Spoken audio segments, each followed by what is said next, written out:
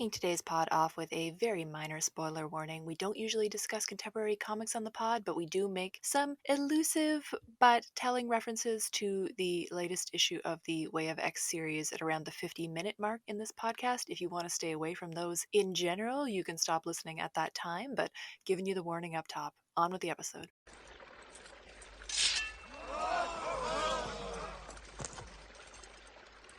Behold! The sword of power, Excalibur.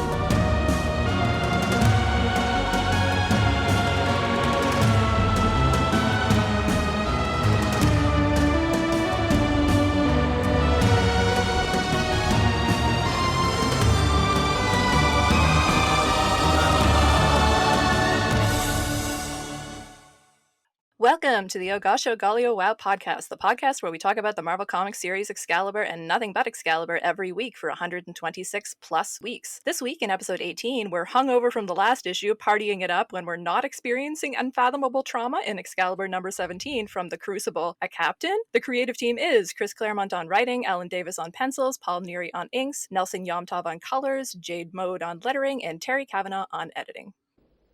Your wisdom has forged this ring. Hereafter, so that we remember our bonds, we shall always come together in a circle to hear and tell of deeds good and brave. I will build a round table where this fellowship shall meet, and a hall about the table, and a castle about the hall, and I will marry, and the land will have an heir to wield Excalibur. Knights of the Round Table.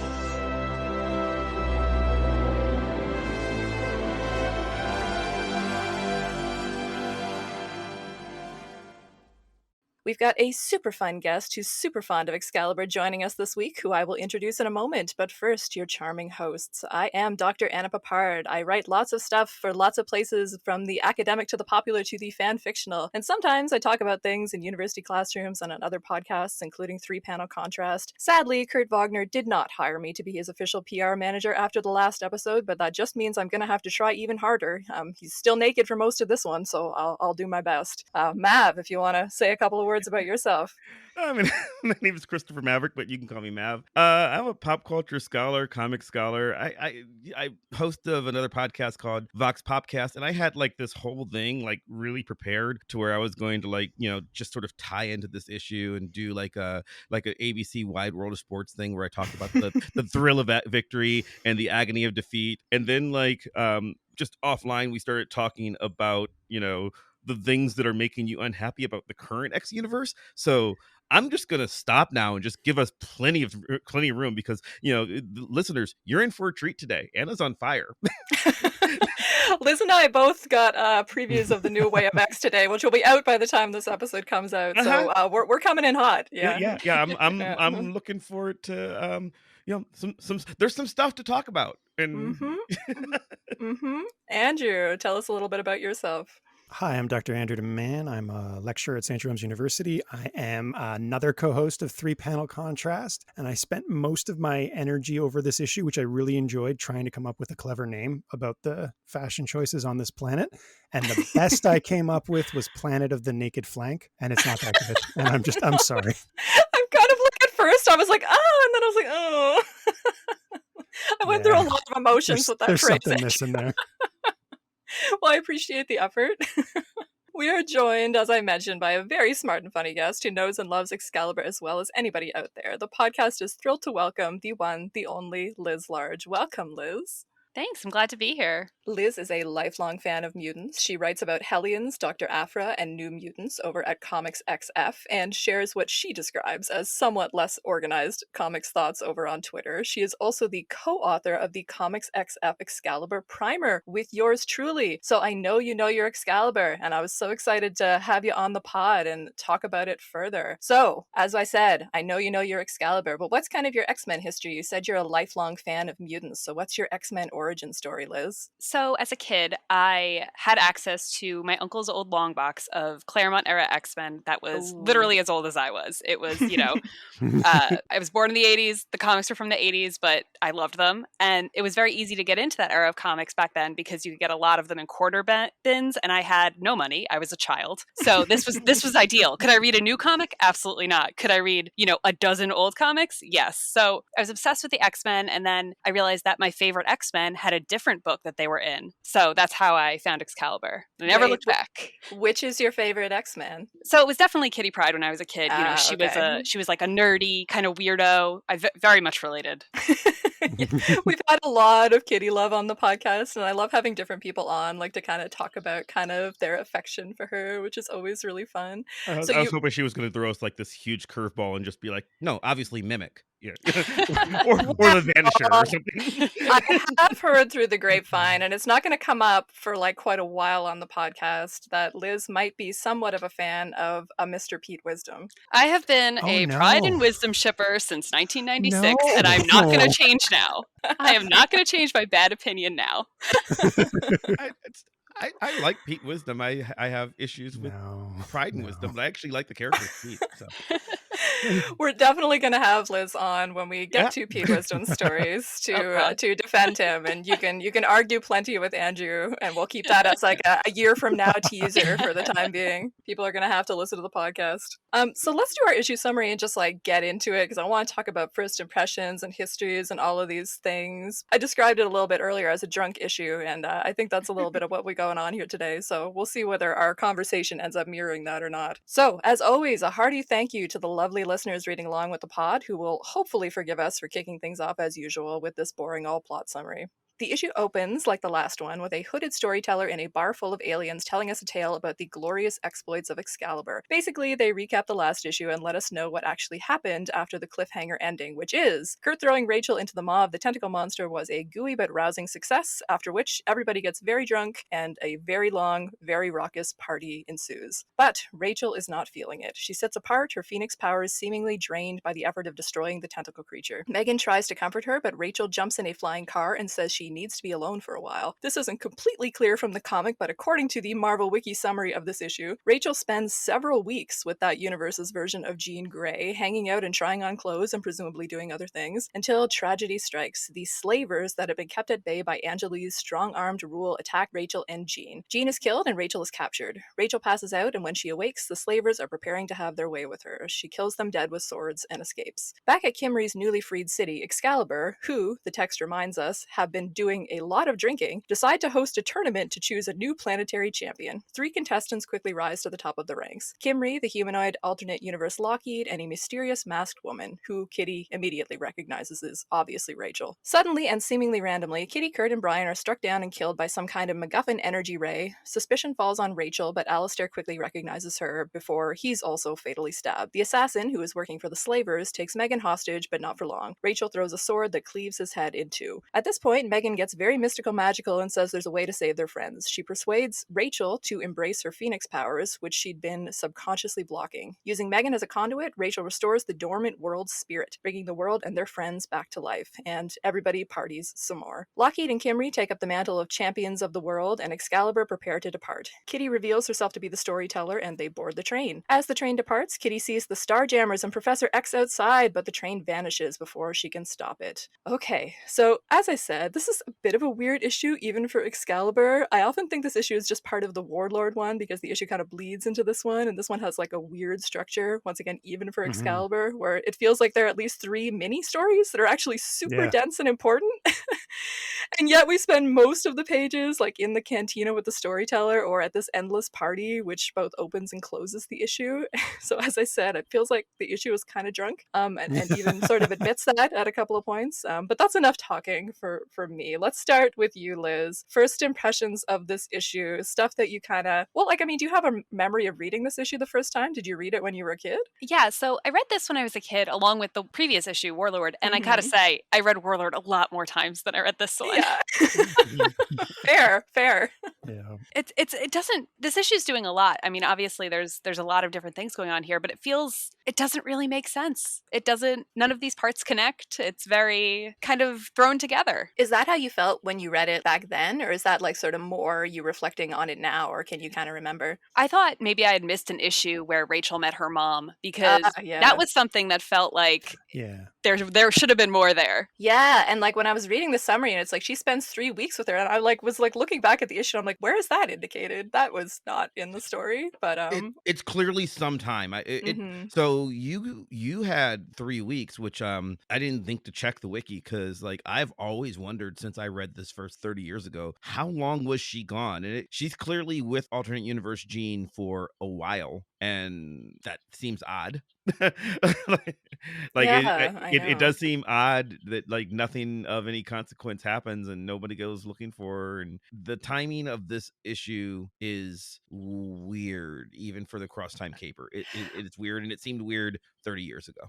Well, I mean, they introduced that though. Like there is that reference to like, keep in mind, they've been doing a lot of drinking. No one knows when the party stopped or ended. And I like almost am willing to forgive it on that level. I'm like, is that sort of a self-reflexive gesture? But to work this very serious Rachel story into the middle of that is tough. It's a bit tough. I've done a lot of drinking. I've even, in my younger days, there were even blackouts, but weeks going by. This is a magical world, like where they're like drinking ambrosias. I don't know what's going on. I'm like trying to give it like a little bit of benefit of the doubt, possibly, but I don't know whether I am in a generous mood or not. So I just want to make it clear, I actually like this issue. I'm not even complaining about it. For being like down on it, but like I think like, I mean, getting back to you, Liz, like I mean, what kind of makes this issue kind of feel a little bit less compared to that Warlord issue, do you think? I mean, honestly, I think part of it is the tournament arc. It's like, oh, Rachel shows up and we all know it's Rachel, but nobody's going to say anything to her. I mean,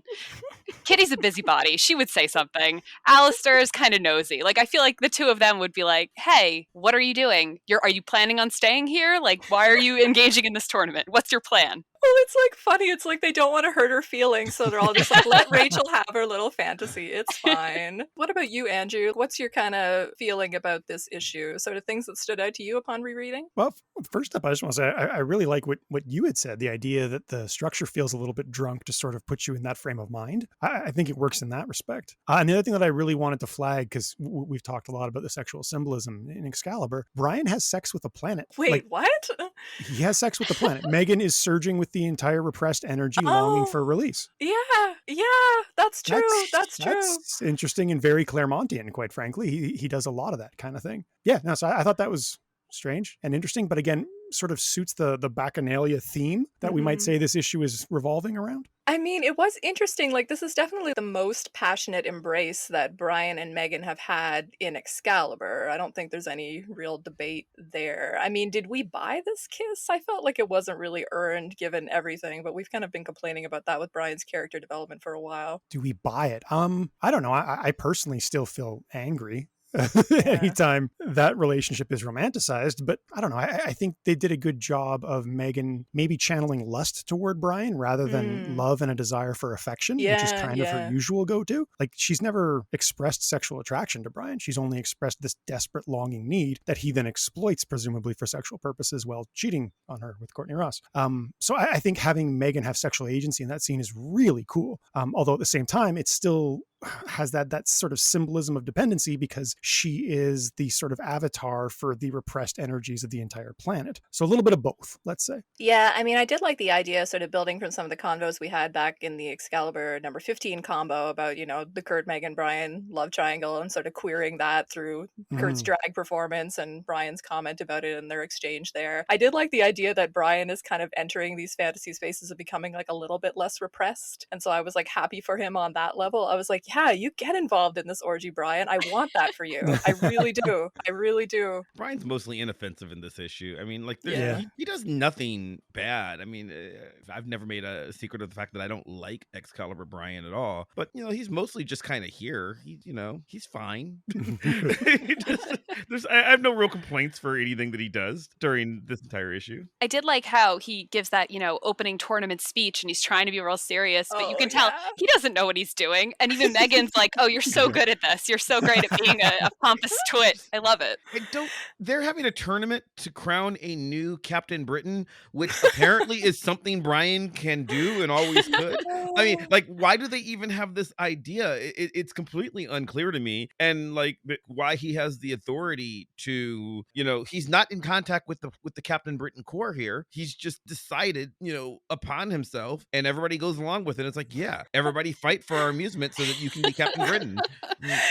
I know, but I can just imagine like a really good behind the scenes conversation where like they're all sitting around and then it would be like Meggan's like, tell them what you told me, Brian. And then like he tells them and then Kurt just laughs. They think that that's him thinking it's a good idea, but he's really just like, no, that sounds hilarious. Let's do it. And then they like kind of get roped into doing this thing because I could totally see it happening. But yeah, I mean, that is the part where it notes them being super drunk too. So it's like the comic knows this is a stupid idea. Sure, but when it ends, they get I mean, so is he just like anointing somebody with the title of Captain? Like, can I just decide that I'm going to have a tournament to decide who's the new Mav? Do I get to do that? And but because at that the end, sounds amazing. So right. Maybe. But like, I don't know. I assume they got Captain Britain powers because they have Captain Britain costumes, but maybe they don't have powers. But at the end, I just assume that they have the powers now. And if Brian can just do that and apparently, grant Captain Britain powers to two people, well, that leads to a lot of questions that, like, I wonder, why has he not been doing this ever since then? Because, end all world hunger, like, just make everybody a superhero. Why not? Because apparently he can. I wasn't personally under the impression that he did give them powers, but I could see how you would go there since that would make sense. Either that or he just gives them weird outfits, but like, they're not really any weirder than what they wear anyway. So, I mean, I felt like there was just a weird thing going on where they're just like, okay, well, what this world needs is like stability and order. So they need some national heroes who are going to be sort of the leaders of that. And that's kind of what we're doing. Also, I've been rereading a bunch of Claremont's sort of return to X-Men stuff. And are you guys aware of the super dark things that happened to Kimry in later comics? No, I don't know much. I don't think I am. Much of her history. It's really bad. This. Oh no. Yeah, so Killian and his space pirates show up on this world and turn her into a hound slave, a la Rachel, and that is what happens to her. And she briefly meets the X-Men again.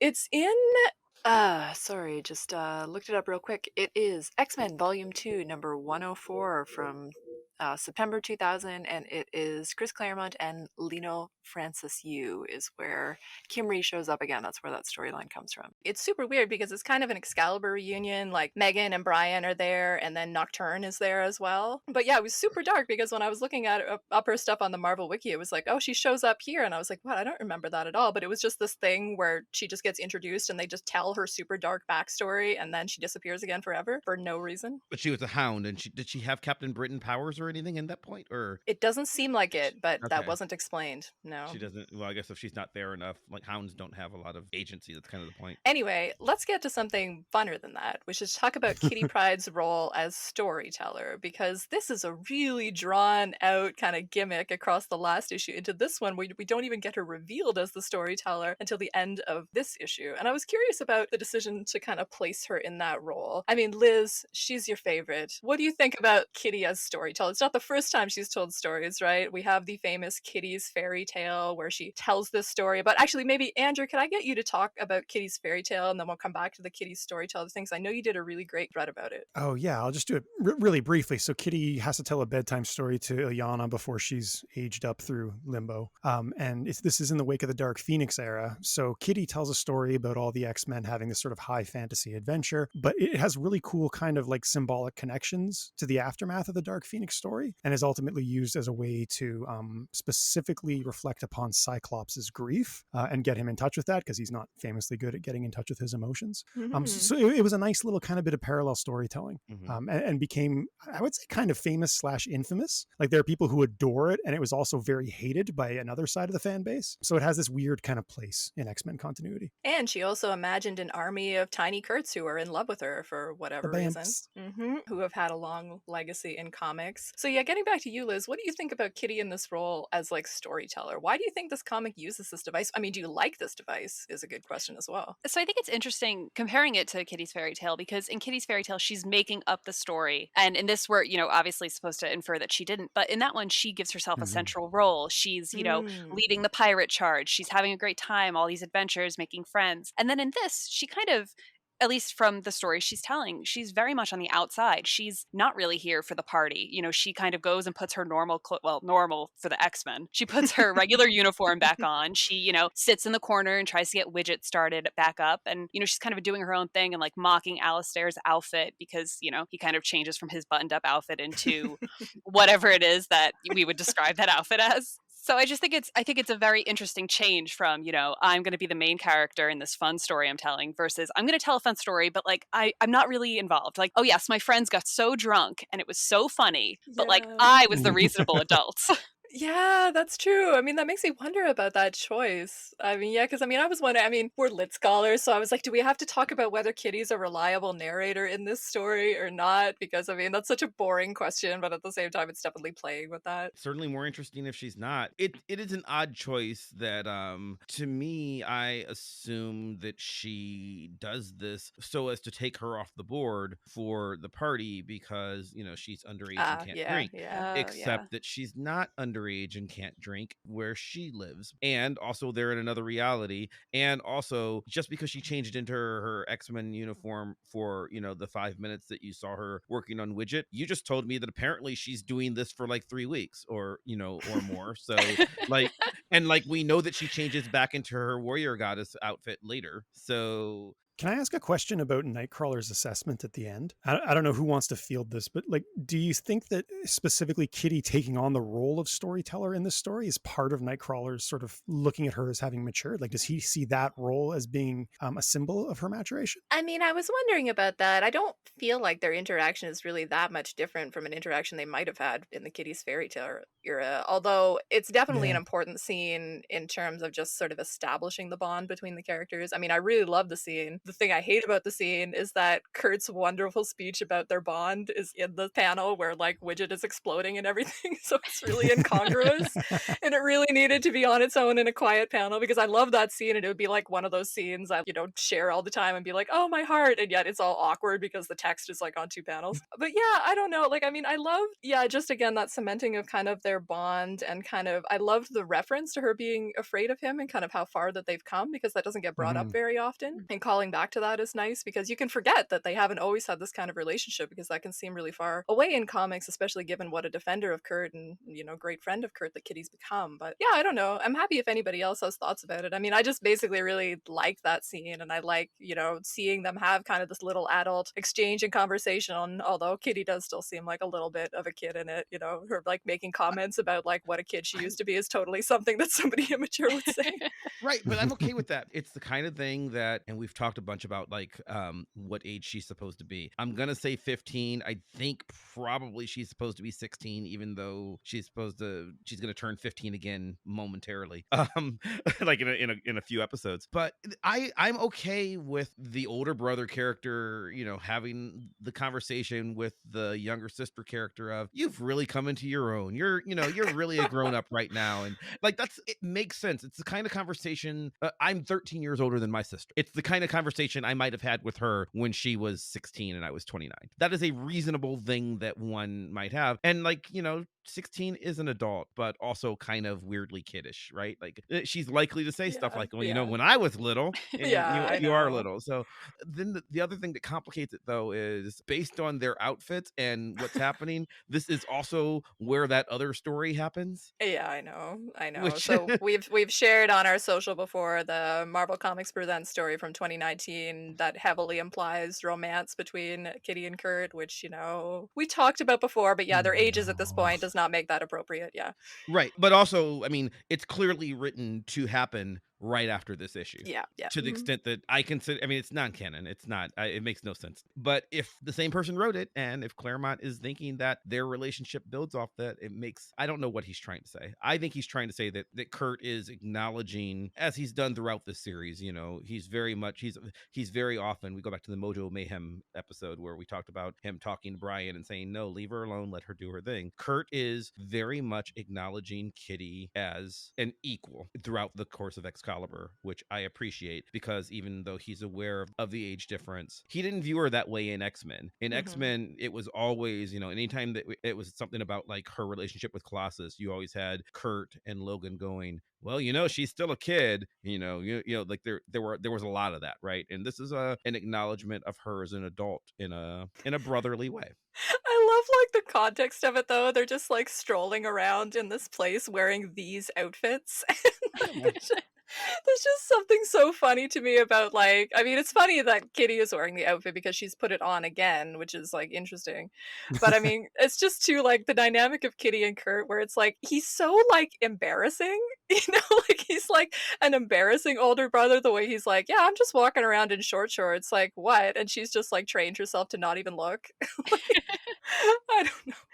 I just find that a funny dynamic, the outfits in this scene. But yeah, I don't know. I mean, did you like the kind of storytelling thing, Liz? Like, did you feel like it added something to the story in terms of like, because she gets to get some little jokes off like at her teammates and stuff, even if we go back to the Warlord issue where she's kind of like ribbing Kurt a little bit. Although I have questions about what Kurt told her about the interaction that she's able to relate this story. Yeah, that's a really good point. I mean, I feel like I would believe that Rachel was like, yes, I spent this time with my mother and it was, kind of ended really badly. But I don't know if Kurt is like, yes, and then this, beautiful evil woman licked wine off of, or I licked wine off of her. Like, I'm not sure. I know they have a very open relationship, but I don't know about that.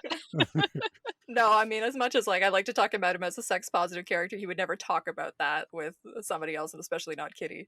Yeah, I don't think he kisses and tells. He's respectful. That's a conceit of He's a first person gentleman. narration, though, right? Like, I mean, that's just always going to be, Yeah. for literary scholars. Anytime you do a first person narrator, unless you are specifically playing on the fact that the first person narrator can't have certain information, they often just do. Yeah, for sure. they just have like, oh, how do you know that? Because the story needs to happen. That's why. I mean, I was willing to let it go on that level, but I mean, I was wondering, and I mean, it sort of links back to something that you were bringing up, Andrew, which is that, to have Kitty tell this story, is she in the role of storyteller because she's this like kind of next generation X-Men who's like almost the keeper of the mythology in a way? Because that reminds me of Kitty's fairy tale as well, where she's retelling the story of the Phoenix. And, it even makes me think of the current X-Men comics where they sort of have these things where they gather around fires and like sort of retell their history and kind of mythologize it. Like, is Kitty the mythologizer of the Excalibur story? I think she has to be. I don't think there's really anyone else who's up for the task. Yeah, who else would? Yeah. Yeah, and she's very much constructed, especially in the X-Men days, as the viewpoint character, right? Mm-hmm. So we're familiar with seeing the story through her eyes. So in that sense, there's a very natural kind of overlap here. Well, can I come back to you, Liz, and ask you like about Kitty Pryde in Excalibur in general? If Kitty Pryde's your favorite, like what's your favorite Kitty Pryde? Like, was it this series that you kind of glommed onto, or was it sort of like later ones or earlier ones? Yeah, I'd say definitely this era of Excalibur. I mean, she's the youngest and she's noticeably younger than everyone else, but she has such an adult role on the team. No one here is supervising her. No one here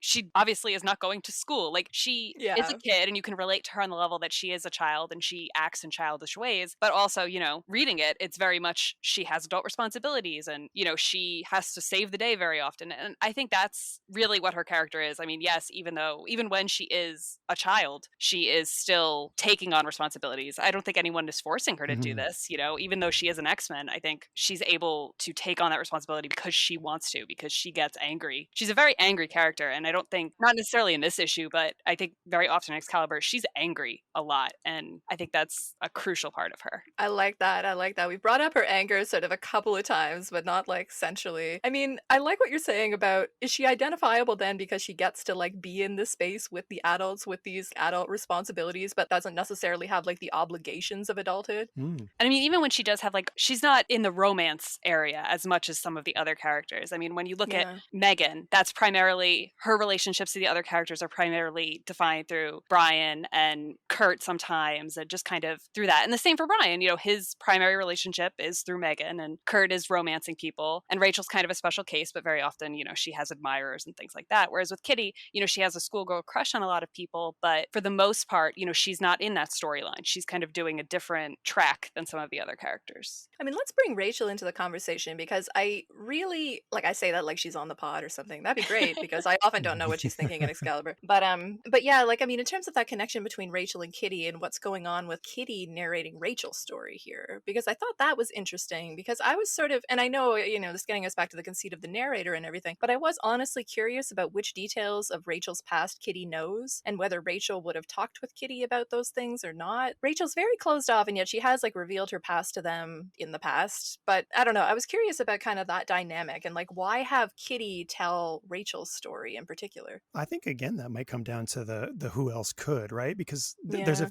nothing else, there's an implied intimacy between them, and even just the roommate thing, so there's a proximity thing there as well. But I really like, sort of in hindsight, looking back at the issue and some of the small statements you mentioned about Rachel coming from Kitty specifically, and just having Kitty reflect upon how Rachel is in some ways the core of the team, how Rachel's been through everything, and has this pain that nobody else can really see. I think that shows the sort of other side of that intimacy, that shows Kitty's understanding and empathy toward Rachel, a character who is often isolated because, exactly as you said, Anna, people don't always know what she's thinking. Yeah, and then she's presented with this situation in which she can't feel what other people are thinking about in this particular story, which I want to talk about. I mean, I was interested in the presence of this recap page, though. Why do we have like a recap page of like Rachel's origin story set in the middle of this issue, which, you know, we're on Excalibur 17 by now. If you don't know who Rachel is by now, why are we doing a recap now? Yeah, I know at this era, you know, it was very much Chris Claremont, you need to include a summary of every single character, including because they can't look it up on the internet yet. So, you know, you need to have that summary in there. But I think we could maybe have condensed it just a little bit. I mean, if you're like explaining Dark Phoenix and the X-Men, I mean,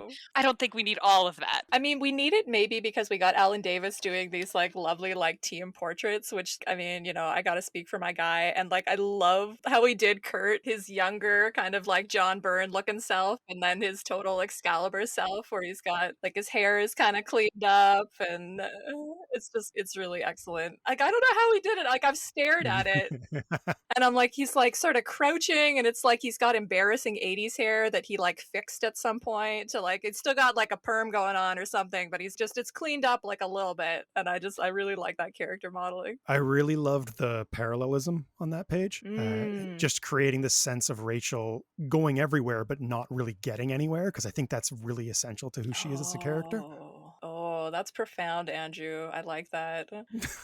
I'm like staring at it now and thinking about that. Okay, well, what about this Rachel story then? Like, the first time I read this, I remember being like, what the hell? You just left? And yet I'm sympathetic to her more, I think, rereading it, like knowing a little bit more about the character and everything that she's been through and everything and what she must be going through here. And yet, yeah, this was odd. This was odd. Like, I don't even know what to say about it beyond that. Like, I mean, what does this do for us, do you think, like, as a character beat for Rachel? And I mean, I'll start with you, Liz, because I'm always interested we have somebody new on the podcast who knows Excalibur really well. Like, what's kind of your read on Rachel as a character? Like, what in general do you feel like is her deal when she comes into Excalibur? Like, what are her motivations? We've talked about certain things in the past, like the pursuit of family, which is like certainly the case here, but I don't know. Any thoughts about our mysterious Rachel? Yeah, I definitely think she wants a family. I think she feels very lonely all the time. And I mean, with that, I feel like a lot of the time she's very directionless. You know, she joins the team and she's here and she's participating in all of their adventures, but sometimes she feels that it doesn't feel like she's going anywhere. She's here, she's doing everything that she needs to do. She's getting through the day, but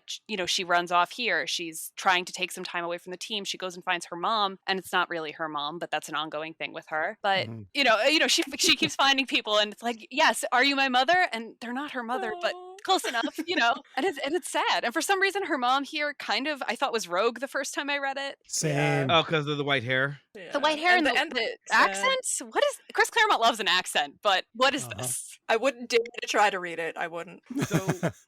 So it's Jean. Okay, fine. And I feel like he's trying to do something with the Rachel story here that needs its own miniseries or something. Yeah. Because Rachel gets to see Jean die here. And spoilers, she's going to get to see Jean die again in, I think, 3 issues. I'd have to count. But it's coming up. And she's seen Jean die before. And like Liz said, it's her mom, but it's not her mom. And I feel like there's more of a story happening that's just never resolved because it's not a solo story. Like there's too much Excalibur stuff going on to where Rachel never, I mean, to this day, Rachel has never really dealt with all of that trauma. That's like kind of part of the character. But in the arc of what Excalibur was trying to do, I don't think that ever really gets finished in a way. So she goes off to be with Jean. We don't know that she's going off to be with Jean. She just somehow meets her. She's going off to be by herself. And then she meets up with Jean. She spends some time with her, gets kidnapped and escapes and gets back. So you said she's with Jean for 3 weeks, but it's clearly longer than that because she's got to escape and get back and ingratiate herself into this tournament. So I don't know why she left in the first place other than to tell the story of her coming back. It's a weird thing going on with her that doesn't have a rationalization. It's interesting because Rachel's interesting, but like, why did it happen? I don't know. Why did she even lose her powers? Because really she was just self-repressing them, and not self-repressing them is as easy as just Meggan telling her not to. So the entire arc throughout this one issue, because a lot happens to Rachel in 22 pages, and that arc doesn't make a lot of sense. It's just interesting because she's interesting.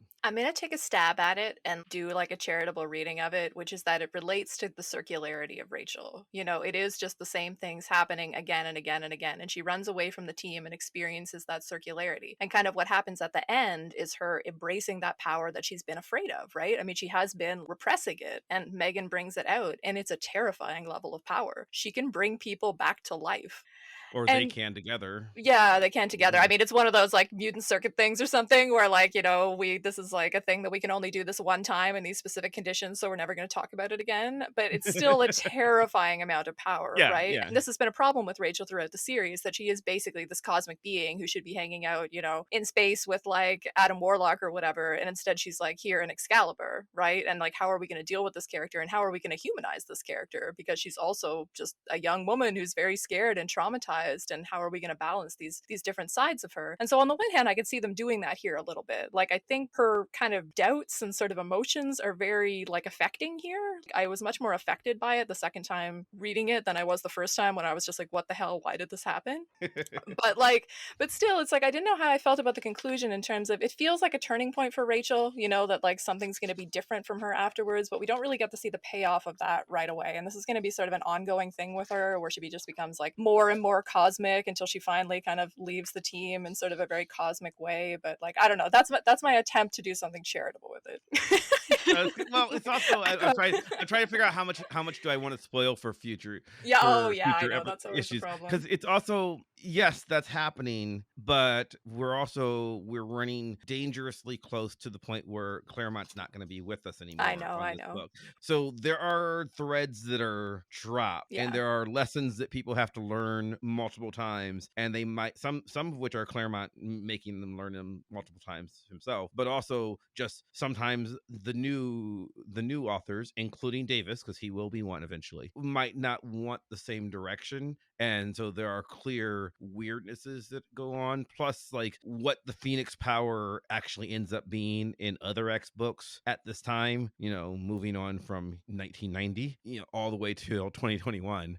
It does have to modify the story. So there's greater world issues, I guess. I was going to say, I think the missing piece here is Days of Future Present, which should be coming out in the annual soon. That's where Rachel and Jean are resolved, right, for the most part. Well, Rachel and 616 Jean. Correct. Correct. Yes. Yes. Yeah. Yeah. Her Mhm. feelings towards like maternity in general, I would say, Yeah. through Jean. And then I don't know. Other than that, I agree with Anna. I think this was a way of establishing that the sort of all better Rachel that we are, this flimsy veneer we're introduced to in early Excalibur. This was a way of bringing Rachel back from that and sort of revealing to the reader that no, she still suffers the same problems. But for me, the problem is that instead of like having an emotional eruption based on like, reflecting or something like that, he just re-triggered her by killing Jean in front of her again and doing the hound thing again. And to me, that was like kind of cheapening the depth of the emotion surrounding Rachel. I would rather have her sort of admit to herself in response to less dramatic stimuli that she's still hurting. I think that would make a more interesting character beat. So is it going to be even worse in 3 weeks when she does literally that again and has to watch Jean die again? Claremont wasn't sure you were paying attention the first time, so yeah. So kill her mother in front of her 4 times. Sure. Well, I mean, what do we make though of like? Because I mean, this ties back to the last issue, right, where Kitty does the ninja moves to like save them from the cook who's going to eat them, right? I mean, what do we make of like her having this thing of entering the tournament and doing this badass warrior lady thing? Like, is this important? Do we care about this? I mean, I feel like it's kind of like so generic that I don't know how much I care about it, other than she gets in some cool kills, but I mean, I don't really have a real strong feeling about it. I kind of thought her superpower was being dramatic or extra a little bit in that tournament. So yeah, no, I feel like that was a little unnecessary and kind of silly, and maybe again affected the more powerful emotional notes of the story that I think he was going for. I mean, we have to say something about those boots, like the boots where it's like one goes all the way up to the thigh and the other one is slouchy like around her calf, and that's like the look. It's like that in every scene. Yeah, it's just hot. Yeah, I know. I mean, everything when she comes back. So even before that, I also want to talk about. You just said her powers being dramatic. She slices the stone in half. That's not how swords work. Yeah, I know. I've taken sword fighting classes, and I'm not saying I'm an expert, but I don't know how Rachel became one either because Kitty just said she couldn't fight before. She had to copy those moves. So yeah, that bugged me. yeah, I'm if she doesn't have her telekinesis, unless she does have it and she just isn't, if she's just not like directly repressing it, that shouldn't work. Like you said, that's not how swords work. But yeah, her costume, putting Rachel in the sexy outfit is as much a reason for this story to happen as anything, because I don't know why, like you said, why when she comes back, why doesn't she just say, okay guys, I'm back, I went through some stuff, I don't want to talk about it. She's hiding from her friends for reasons that we never learn, just because she has to do it herself, Mav. It's super important and it's super mature. No, it's because we want to see the cool outfit. That's why I'm certain of it. Because like you said, there's no, Kitty's like, yeah, it's clearly Rachel. It's obviously Rachel. Everybody knows. We all know this, right? Well, let's talk about just like the party in general, because like there's a lot of kind of like scenes and like little interplays and stuff that happen throughout this issue that I think are worth touching on. And since it is like the majority of the issue, and there's like a lot going on at this freaking party, there is a lot of sex happening, and I want to talk about that because it is very interesting. This is a super horny party, and I don't know. I almost just want to ask for like favorite moments from this party, because there's like a number of different ones we can touch on. I have like feelings about Kurt at this party where like he's gone from being like, I don't know what. I said a lot about his sex positivity in the last issue, and now he's just like kind of got harems of ladies serving him things, and I don't know if that's my favorite thing. Though I do like the sexual energy, we can keep that up. But I don't know. Let's do some like favorite party moments, and I'll give you first crack at it, Liz, but we'll come back to you as many times as you would like. Particular moments from this party that you're anxious to unpack. I like how over the course of the issue, in the first appearance, we see that Alistaire is halfway into appropriate outfit for this world. And then by the time we get into the last page, he's, fully shirtless. He's acquired a cape. I love that he's kind of let himself enjoy the party. And he says it's for Kimry too, right? I definitely want to talk about that Kimry and Alistaire like encounter. I like that she doesn't end up with Kurt. I think that's kind of a swerve from where you would think it was going to go from the last issue. I am very extremely happy that she didn't end up with Kurt, because I would not have liked that. I agree. Because they're blue. It's the there's a thing that happens just as a black person, I would say, in media, particularly things group media, if it's a superhero team or if it's just a high school movie, right? If there's two other characters, like they're both black or they're both Asian or they're both, they're going to be a couple. You know why? Because they're the only two black people at the school, so obviously they're going to date, right? They're same thing as if there's two gay people at the school, they're a couple. That's Yeah. how. So I have yes, because actually discussed that dynamic on Nightcrawler fan forums, yes, that we're like, we don't know how we feel when they give him a blue girlfriend, because it sort of implies like only someone who else is blue would like be attracted, and then it's like weird, and then like there's a lot of layers of stuff there, and then there's the racialized aspect, which you can't divorce, even though it's like fantasy race, and like, yeah, it raises questions. So I am happy on that level as well, too. But there are multiple blue people here, so he doesn't feel limited to that. It's like, yes, there are blue people who exist in this world. Kurt can date one of them. He can, have a harem that includes them, and one of them can date Alistaire, and it's fine. And they just throw in like a green girl too to like just mix it up. But like, let's talk about that like Alistaire Kimry scene, because like I will say, even the first time I read this comic, and I mean I was not a child, I was like 27 when I read this for the first time, but the sex scene between Kimry and Alistaire, that is a lot for like a code approved comic in any era. I mean, this is like did this strike everybody else as pretty darn explicit, like even for this book? Not by now. I mean, like when you Really? when I was when I read it the first time. I mean, yes, they're clearly having sex, and this is 1990, and yeah, they're having sex, and Excalibur has like gotten me used to in a way that when Excalibur starts in 88, it's a little tamer. We're also moving closer and closer to what I can only call an image world in comics. Not necessarily the image comics as hasn't been founded yet, but like Jim Lee, Todd McFarlane, Rob Liefeld are becoming very, very powerful around now, and you're seeing more of this. Okay, yeah, but my argument for it is like this isn't in the image style. This is like a more naturalistic style that I Absolutely. think makes it more explicit. And like Yes. you can argue that the way that it's drawn, we're seeing penetration on panel, which I think makes it more explicit than Yeah. Well, I mean, no. you could definitely be. That's what we're seeing, No, given how it's drawn. I'm quite certain we are. I mean, I'm I mean, quite that makes certain it very explicit compared to anything we've seen in this book before. I agree with you, and I actually, obviously from this show, I love Alan Davis's artwork.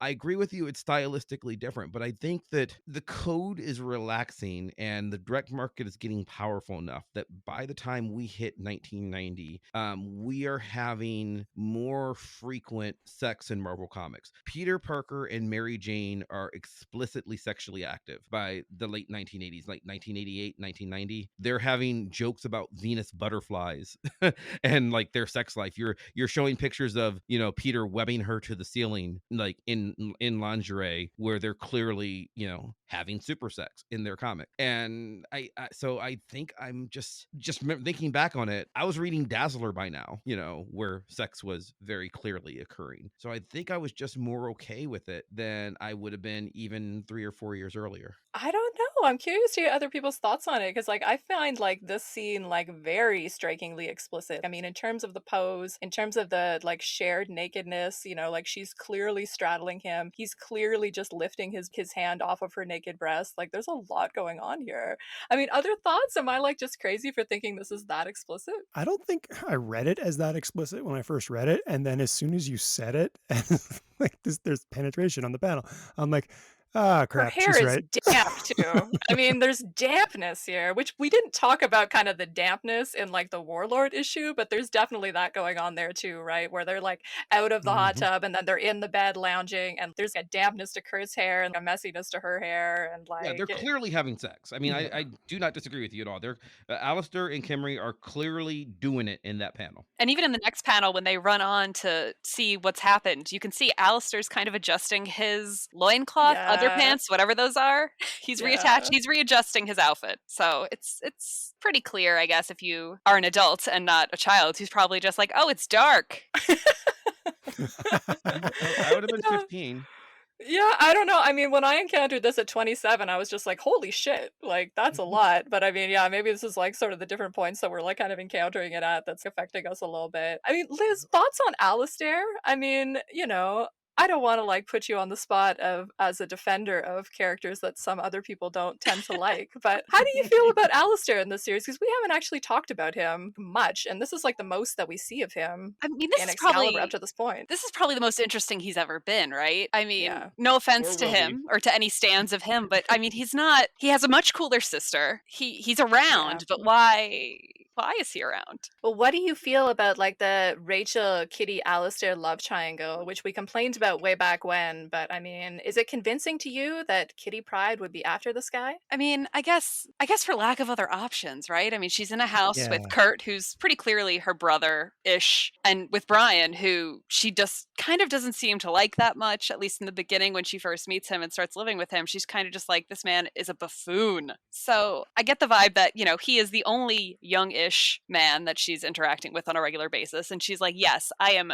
15, I am hormonal, and I'm going to have a crush on somebody. Yeah, I like that. It's sort of like he's the Yeah. crush because he's available. I feel like that is like the most compelling reading of the relationship, and I can even spin that to be like, that is pretty identifiable. I mean, she's gotta be in love with somebody. I mean, I'm probably talking about books that only I read. There was an innovation title that was a continuance of the original Lost in Space series that I Wow. love. It's so great. It was written by originally David Campriotti and then picked up by Bill Mooney, who played Will Robinson in the original Lost in Space, and he went on to become a comic book writer and an actor. He's in Babylon 5 later, but he writes this, you know, this continuance of Lost in Space, and in it you find out that Penny Robinson has a crush on Don West, her sister's boyfriend. She knows it's wrong, and why does she have a crush on Don West? Because at the time in which the story is taking place, she's 16 years old and has been lost in space since she was 12, and there are no other, you know, every other male character she knows is either an old man, Dr. Smith, or her literal relative. She's got her brother,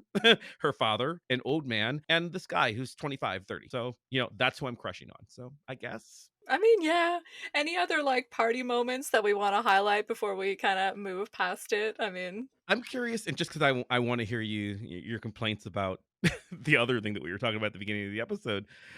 You said you had a little bit of problems with how Kurt is portrayed here. You know, you were sort of going both ways. You know, you like the sexualness of it, but also just do you not like that he'd be in a, I guess, fivesome, or just counting the pictures, or is it more that I would he's just too be like, misogynistic by it? yeah, no, I would just be like, if he's going to be in a fivesome, I mean, you could make that a little bit more gender diverse, surely, to make it a little bit more interesting. But I mean, I don't know. I just don't like that like convention of like a guy and 5 super identical hot ladies. I mean, that's not as interesting as it could be if we're going to go to that orgy place with it. I expect that if Davis drew it in 2021, you might have seen a little more diversity. Like I read this opening scene where, you know, he's got 3 women attending to him, and then, you know, more show up, so he's clearly having sex with multiple people, and I read it as more of the boyhood fantasy that, you know, like you said, I mean, it is the boyhood fantasy of women are there to serve male gaze, blah blah blah blah blah. And I don't know that the storyline would have really precluded that, because obviously Kimry is using Alistair as a boy toy too, so there are sexual options, and they probably should have made it more diverse. Well, but I mean, it's just that we talked in the last episode, and I did a Claremont Red thread about this as well, is that like part of what worked for me about kind of the gender and sexual content of the last issue is that Kurt plays into those tropes, but also I don't know if I want to go as far as subvert them, although I did use that word in Claremont Run just to, you know, sound smart. But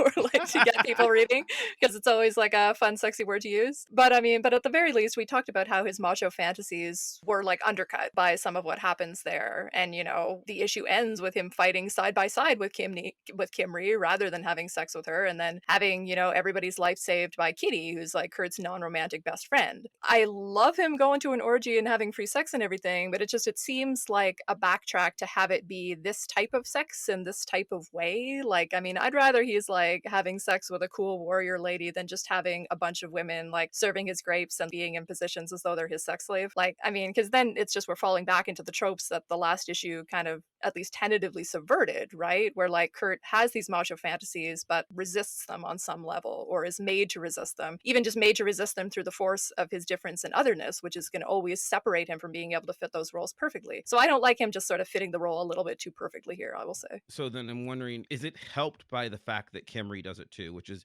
Yeah. can we read it as, okay, so the thing here is Kimry and Kurt are both tops, and the fighting's done, so now they're both going to go find some bottoms, and she does, and he does, and Alistaire is the bottom, right? And that's fine. Kimry doesn't get a harem of men though; she just gets Alistaire. And I disapprove. So maybe she should have. I mean, like the story might have been even better if she should have, if she had. And well, she does slap Brian and like kind of try to go to that place with it, but of course he's not right. having that. Well, this ties into the thing that I'm going to let you complain a little bit about. As we record this in X-Men Comics in 2021, they're doing the Hellfire Gala, which has had tons of very obvious orgy stuff going on with varying gender combinations. So it is more egalitarian. So I think you would do it better in 2021. I know you have other problems with it that are unrelated, but like but no, Don't but I mean, cry on Mike on the episode. Not gonna make you cry. I'm ignoring the part with the character that you have a problem with. The very concept of what they're trying to do. If you're I think you can do this responsibly. Yeah, no, I'm not disagreeing. I'm saying like I just feel like heartsick and actually physically sick, like at the thought that Kurt fucking originated this, and like now he's in the way of X Comics, like doing what he's doing as though that's his character. I can't even. I have no words. Yeah, he's clearly out of character in those. It makes no sense. I mean, in terms of like going to fantasy spaces and like having consequence-free sex and like he invented that. That's the 85 Nightcrawler limited series, which is the series that everyone goes back to in every single Kurt solo adventure, other than the one comic in which he was a priest, like which was 4 issues. Like every single other solo really adventure. That short? Yes. Is it? Oh God. He wasn't even technically a priest. No, it was retconned as an illusion, so that never happened. And the reason he left the priesthood even before it was retconned as an illusion is because he liked sex too much and decided he thinks that celibacy makes people evil, which is what he says on panel. The only good thing Chuck Austin ever did for me. What about She-Ra? Just a lot. Okay. Sure. I mean, you can ascribe to him whatever you would like. In terms of Kurt things, this is the one good thing he ever did for me, was getting him out of that, even though the storyline is terrible. But still, it's just like the idea that this character, who's one of the most sex-positive, sexually libertine characters in the entire X-Men universe, who's like doing the Burt Reynolds pose on the couch for Amanda to consume him. But I mean, especially when we think about these 2 issues of Excalibur, right? Like going back to the Warlord issue and this issue, which like, we've had lovely comments sort of on our social and like various like places that we post our episodes talking about how important of a sexual character Kurt is for people. This is a sexual character that means a lot to people, and to have him like to reduce him to a character defined by like misogynistic sexual shame, like that's not just bad storytelling, that is harmful to me. I agree. I say it as a joke on this show a lot because I just like phrasing it that way, but I keep saying that Excalibur comes out in 1988 as a way of teaching young Mav many things about himself, right? Like that's like I keep saying that, but I don't think I'm alone there. I think that this series, and in fact, I know just from the comments that we get on the blog, on the YouTube channel, on Twitter, from what we hear from our listeners, I know I'm not alone, right? So obviously Kurt epitomizes that for you, and it is weird that they made that choice. I will say it's also hurt by the fact that, frankly, ignoring who the character was, the story was written poorly, in my opinion. Yeah, there's a lot of levels to complain about. Yeah, I didn't like it. So I know that we haven't written it up yet, but it'll be out by the time this episode comes out. But the stuff with like Loa and Mercury as well really deserves complaining about, because it's not in the purview of our podcast. We're not talking about it, but like, yeah, we just mentioned that briefly. But I just, what I think our show can do, because we always talk about why are people reading this series from 30 years ago. We're rereading this again because I do think that so much of what is done with the sex positivity in this book, with the fact that you can even if they don't go all the way there, you can experiment with bisexuality. You can experiment with polyamory. You can have questioning queerness rather than just out there queerness in a way that was uncommon for 1989. I mean, not uncommon in real life, but uncommon for comics in 1989. And I think that's important. So I do think that there are good reasons to like review this and compare it to questionable choices they might be making today. Yeah, no kidding. Do you want a chance to do any griping about that? I know you've read the issue as well, Liz. I mean, anything I say, I should not say. I mean, it's bad. It's if you're going to be writing a character with decades and decades of history saying one thing and then suddenly drastically change them, there should be a reason. It should be a good change. You know, if you want to take someone who's been a real jerk and maybe bring them into the modern day, that's fine. But if you want to take a character who's been good and who a lot of people love and then arbitrarily make them into a huge heel turn? Yes. Yeah, I'm not a fan of the heel turn, especially not for a character that's wonderful. Make somebody else a jerk. I don't care. Just and especially a jerk in this specific way. Yes, Anyway, exactly. go away. Go ahead, Andrew. I was just going to say, I think if we look at the way that Claremont portrays Kurt's sexuality pretty consistently, one of the things that makes it remarkable is his commitment to create safe spaces for women to express their sex positivity. Yes. And like part of that is the libertine fantasy. So he allows women to feel safe in like being this kind of doting, I don't know, submissive. But at the same time, he does the exact opposite with, as you said, with Amanda, by creating a fantasy in which he is consumed. So there's a lot of ways in which his sexual appeal to particularly, I think, female readers, just because those are the proxies that we're seeing in the narrative, is in his commitment to just say, you know, whatever you find sexy, find sexy. It's happy, it's fun, it's beautiful kind of thing. So to have him turn, as you said, Anna, and be a character who is now shaming women for their sexual desires and sexual practices, that is clearly inconsistent with at least Claremont's vision of the character.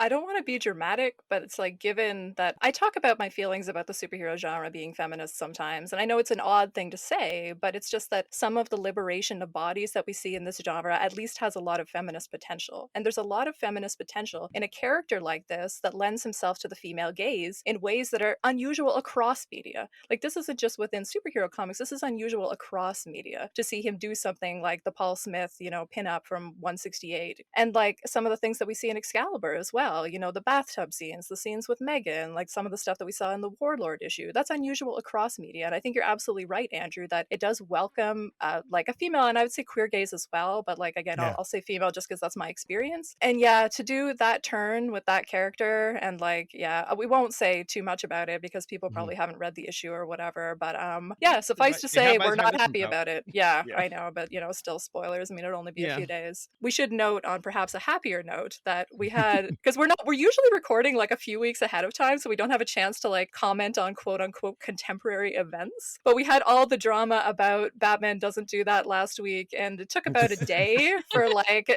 the son of Dave Cockrum to start circulating some drawings from his father's notebooks proving that Nightcrawler definitely does do that with Storm. And I got sent that by multiple people. Yeah, well, I know, obviously.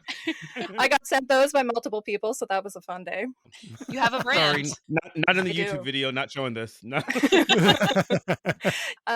Anyway, Liz, final thoughts about this issue, getting back to the topic at hand, things that you're desperate to talk about that we didn't get a chance to talk about before we started ranting about current comics, which is so far outside of our purview about our happy show about the past. I think this issue's fun. I mean, do I understand all of the choices that were made? No. But I don't need to. It's Excalibur. Why would I need to understand it? I just think it's a fun time. The team's dynamics are always good. And I like this issue less so than some of the other locations they go to in Crosstime Caper. Really doesn't do the mimicry of our world's versions of characters. You know, a lot of times they'll go and there'll be alternate Kitties or alternate Kurts. And, you know, very unlikely that we have those in this universe except for Lockheed, which is its own thing. And Jean. Yes. And Jean, who... Yeah. Is it Rogue? Is it Jean? I still don't believe it.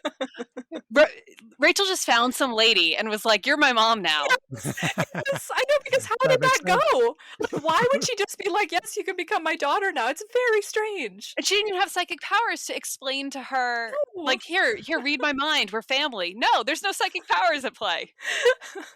A very interesting conversation that is missing from this issue for sure. I guess Rachel didn't tell Kitty that part of the story. The last thing we're going to do is just to do a little spotlight on the Sword Strokes letters page because we got a couple of good ones for you here. So I'm going to start with this is from Meggan Fans Everywhere, address withheld by request. It's me. Dear Secretly Andrew.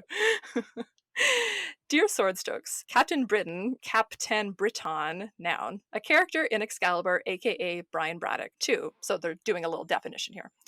Looks a little bit better on paper than it does reading it out. 2. A slime bucket, scum, someone who possesses no backbone, creep, jerk, dirtbag. 3. One who is boorish, drunken, conceited, overbearing, cruel, and unoriginal. Unoriginal? I mean, that's harsh. 4. A pig, swine, worm, lower than, rat, slug. 5. An insensitive, thoughtless, selfish, shallow person. Slang, banana mush brain, Captain Callous, a typical man, bonehead, wonder wimp, doorknob, Mr. Underprepared, costume-wise, pencil neck, pea brain, stinky, dead meat, and then just swearing. So, Meggan Fans Everywhere, one opinion. And then we have a second opinion, which is supposed to be a counter opinion, but seems to me a little bit like the same. This is from Scott Cohen, also address withheld. Dear Marvel, I object to the sentiment in recent letters regarding making Captain Britain more heroic. I am tired of heroes being cut out of the Captain America mold and appreciate Captain Britain because he is Marvel's only male bimbo superhero. If anything, play up his idiosyncrasies. By the way, I know he works out and all, but given the amount of alcohol he consumes, shouldn't his costume be getting a little bit tight around the midsection? Thinking of all the fun Rachel and Kitty would have teasing him about love handles. Keep up the great work. Terry Kavanagh tries to pass this off as competing opinions, but I kind of feel like fans of Meggan Everywhere and Scott Cohen would, yeah. Maybe they could team up and kind of form a mega society. I think they're. I mean, I think they're in opposition. I more on Scott's side because I hate Brian, but I like Brian being broken. Yeah. When written correctly, broken Brian is very interesting. Agreed. Yeah, I agree. We've talked about how we like complaining about him on the pod. So if we didn't have him here to make fun of, what else would we do with ourselves? I was not born to live a man's life, but to be the stuff of future memory. The fellowship was a brief beginning, a fair time that cannot be forgotten. And because it will not be forgotten, that fair time may come again. We will wrap things up there, but Liz, anything you would like to plug for our listeners? Hype your ComicsXF work, hype your Twitter, hype whatever you want to hype. Yeah, so I write at ComicsXF. I do monthly columns on Hellions, New Mutants, and Dr. Aphra. I also occasionally do articles on other things as they come up, and I tweet at Lizbeth Ann on Twitter. They're usually not quite as good as an edited article that I work hard on, but they are funny and they are about comics. I'm sure our listeners would appreciate that. Thank you so much for joining us. Thank you. And indulging us in some griping as well.